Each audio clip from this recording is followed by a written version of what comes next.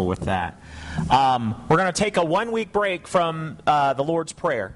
We will get back to it next week, but this is the week before that holiday that's coming up, and so we're going to do spooky Bible stories. We did it last year, and I thought that I had hit the only ghost story in the Bible, but as it turns out, there are a lot of spooky stories in the Bible. There are angels of death that go through the land at any given time, and there are demons and other scary things, and so I actually think I have some material for the next several years as far as scary stories from the Bible go, and this is one of them. Well, we're here on the eve of that holiday that we as Christians don't quite know what to do with. We know it's coming up. Most everybody in the community celebrates it. So we know we should do something as well, but we in the church won't quite let our lips utter the H word because it's not kosher. So we have fall carnivals and we have pumpkin patches, but they're all just entirely coincidental to the fact, and we're not celebrating Halloween. I can remember the first year I was going to church, our children's director at our church explained that we don't celebrate Halloween because it's a pagan holiday, and one where we glorify a pagan cast of characters. So to utter that H word in church means that we buy into the witches and the ghosts and everything else that we know we're not supposed to like. Never mind that Halloween is actually All Hallows Eve, the day before we celebrate those who are hallowed or sacred. It's the day before All Saints' Day, which is a Christian holiday. Never mind that the best way I can think of to take a Christian holiday and turn it into a pagan observance is to turn it into some kind of generic fall celebration of the harvest. We won't say we're celebrating Halloween. We won't do it. Well, here's the thing. I would make the argument that Halloween is something that we in Christians should engage. It's worth it. Because Halloween, and I'm not talking about the old pagan holiday, and I'm not talking with Druids and things like that, and I'm not talking about the Christian All Saints' Day, but our cultural Halloween ties into something where we as Christians have something good to add to the conversation. Because at Halloween, all the scary costumes and all the haunted houses and all the scary movies that I say I'm going to go to and then I hate it that I'm there when the movies are going, it's a way for our culture to approach and sort of grin off the things that make people in our culture uncomfortable. Death, things that are unknown, evil. In all of those areas, we as Christians need to have a voice. So I'm not that scared of Halloween. And I don't think that if you wear a witch costume on Thursday, it's because you're some sort of Druid priestess. And in fact, where we find ourselves in Halloween is actually where we find ourselves in this Bible story today. From Mark. We're encountering something scary, something unknown, and in Mark's story we are certainly encountering something that is evil. We meet evil right as Jesus steps off of the boat onto the eastern shore of the Sea of Galilee. From the details, we can assume that Jesus is taking his young, dewy-eyed disciples on their first mission trip. Up until this point, they've been hanging around Jesus' hometown and home region. This takes them well beyond that, to a strange land. They've come to the land of the Gerasenes. And what you should know is, that doesn't mean much to us today, but what you should know is that this is a bad neighborhood that nice Jewish kids don't find themselves in very often. And it's not because it's full of demons. They can probably wrap their mind around that part. But even worse, it's full of Greeks and Phoenicians and other kinds of Gentiles. The disciples are a bit nervous looking at their surrounding. We know this is a community of Gentiles because it is a community of pig farmers. Nice Jewish people don't farm or don't raise pigs. And worse yet, there are tombs, and nice respectable Jewish kids don't hang around tombs. It's against the Jewish law. It's an unclean place. Pigs are unclean animals. Everything about this is wrong. The disciples are a bit edgy, I think it's safe to assume. And that's when they spot something that is truly terrifying. A strange man coming down the hill toward them. And he's not just a man, but a man possessed. This is not the mission trip that they had bargained for when they signed up. Jesus and the disciples meet up with this host of unclean spirits next to a hillside full of unclean animals, next to a burial ground, an unclean place. And I think that Legion, this collection of evil, is a sight to behold. You can't help but pity this poor man who has been victimized by Legion, who's hosting Legion. He's completely alone. He lives among the tombs. He lives among the dead. He runs wild and howling like an animal. He hurts himself on the rocks.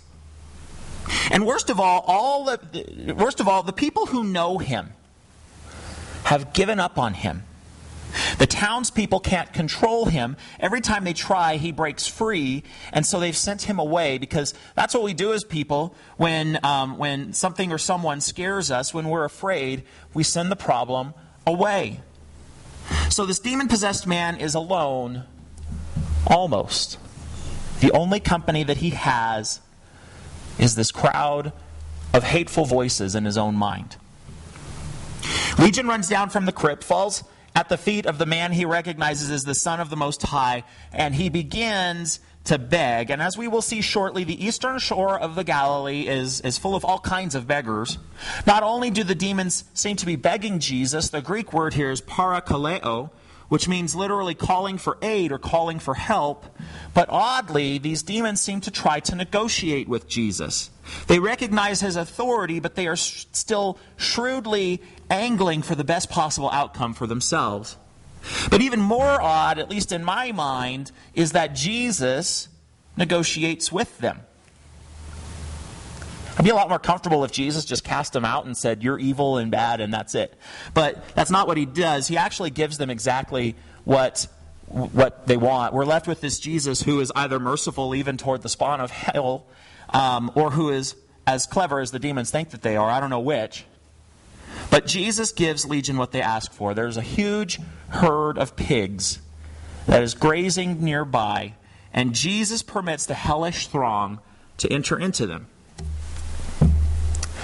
Well, this is bad news for the pigs.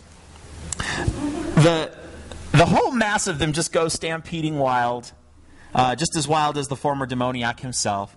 The chaos of the scene, I would have loved to have seen this, because I can't even imagine what it looks like. It must have been magnificent and terrifying all at the same time, as literally thousands of swine, driven by the madness of hell, run cascading over a cliff into the sea.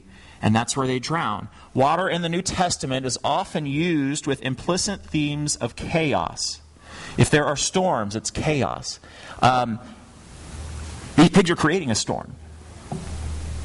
After a moment of foamy thrashing, Legion sinks into the watery chaos where he belongs.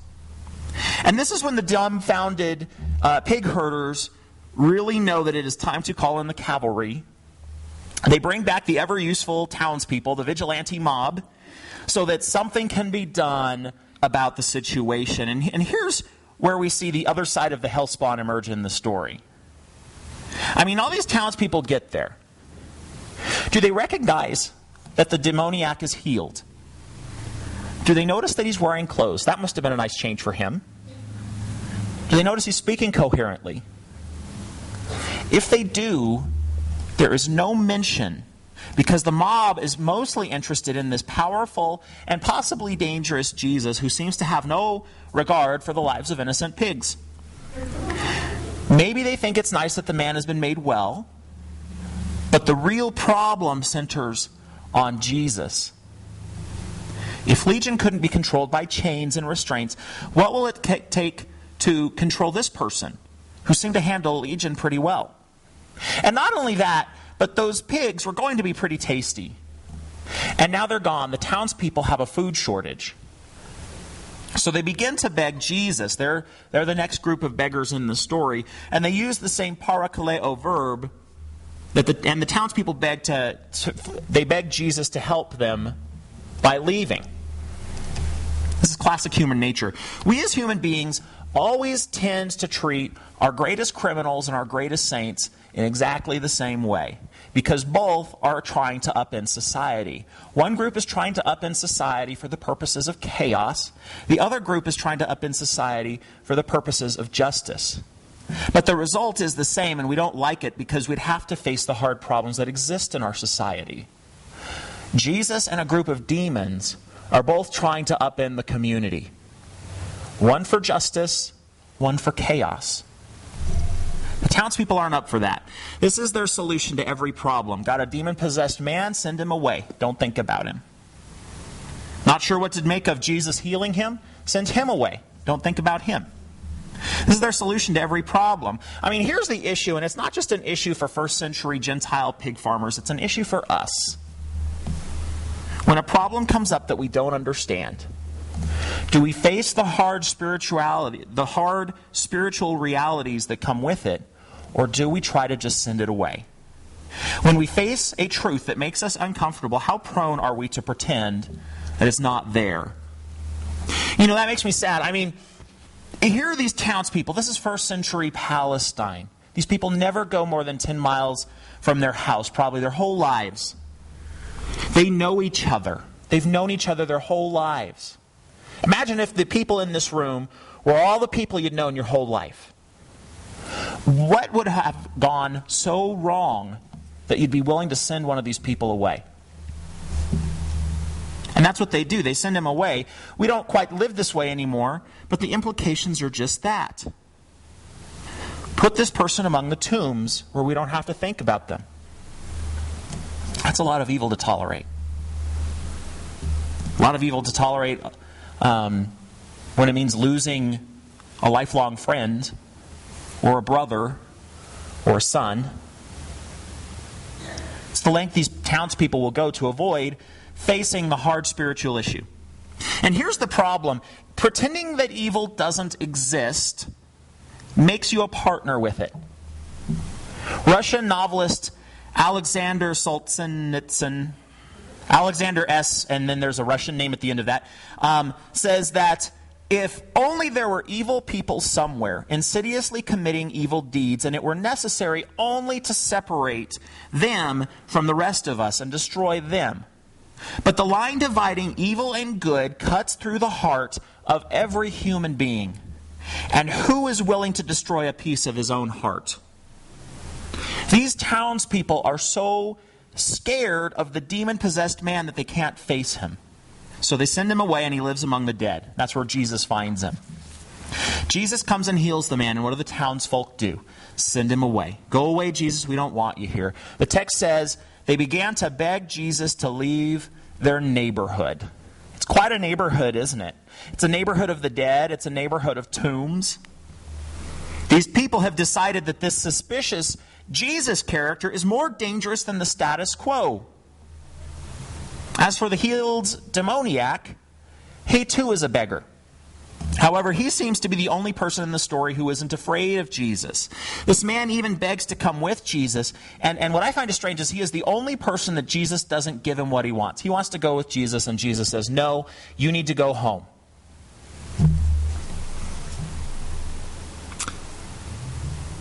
He's to stay there and preach of God's power. He is free. He can return to his community and family. He need not dwell in the neighborhood of the dead any longer. And there's a message for that, for us in that as well. Because the townspeople, they have become complicit with evil by driving this person away. But Jesus, not only does he drive out the demons, but he undoes the brokenness by sending this man back to his community. He knits the community back together.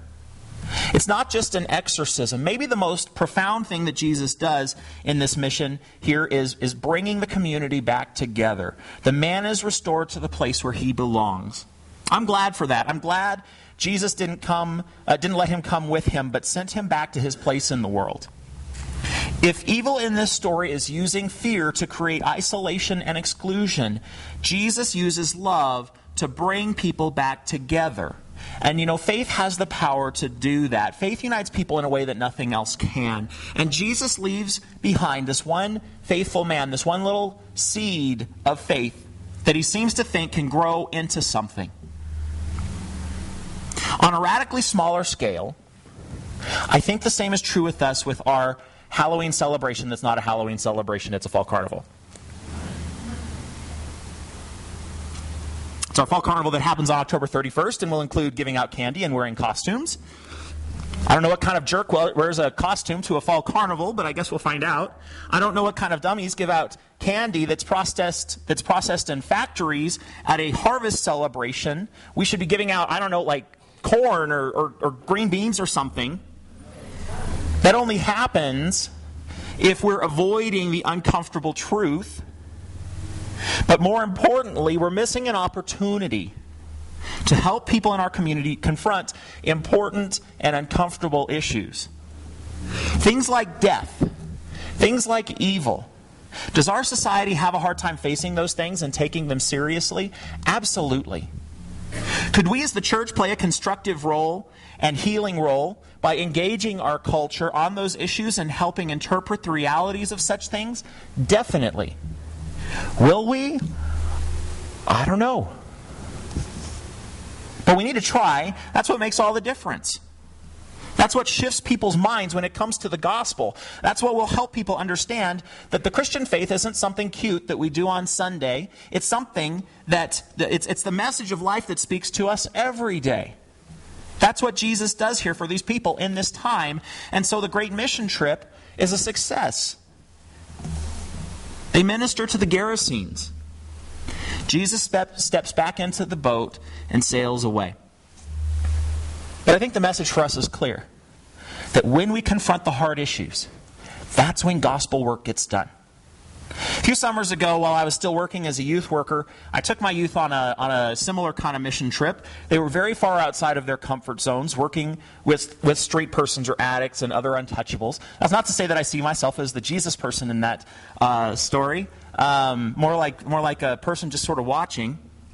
One afternoon, a small group of our youth found themselves at a nursing home where they visited and sang songs and painted nails, kind of simple stuff like that. But this was a unit for people suffering various stages of dementia. And I am here to tell you that it is easy for us to look down on the townspeople in the Bible story because they sent the demoniac away. But we ought to be careful because our nursing homes are very often a place to send people that make us uncomfortable.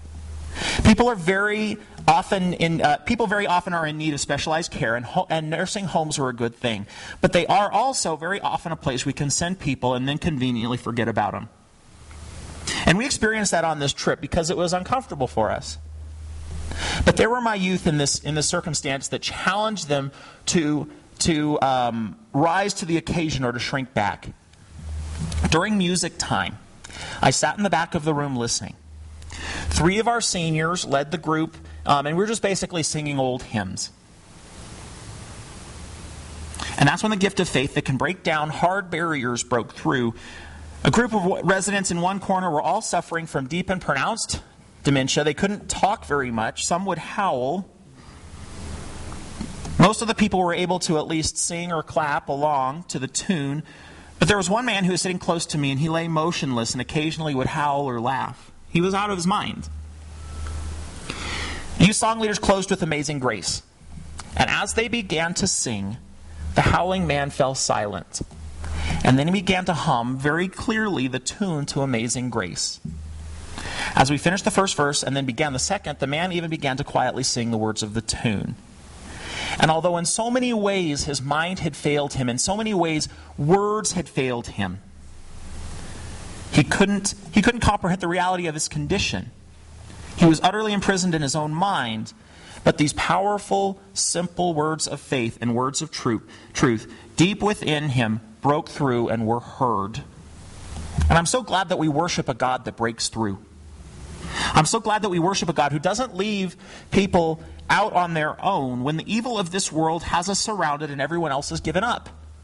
I'm glad that Jesus still heals, even in small ways. And I was proud of my youth for going into the uncomfortable situation. But most of all, I'm proud that we are all part of a very compelling faith that can slice like a razor blade straight through the darkness that exists in this world, straight to the realities of the human heart. And if we can live up to that, if we can answer the hard truths that exist in our own lives, that faith will have no limits. In the name of the Father, the Son, and the Holy Ghost.